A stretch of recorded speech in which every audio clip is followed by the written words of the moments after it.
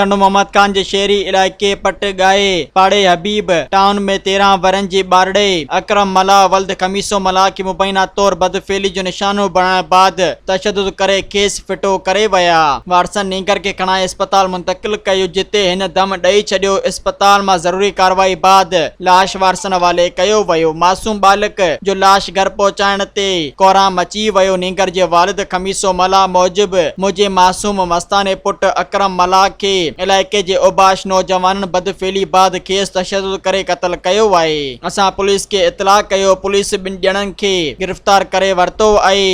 हिन मुतालबो कयो त नोटिस वठी इंसाफ़ कयो वञे।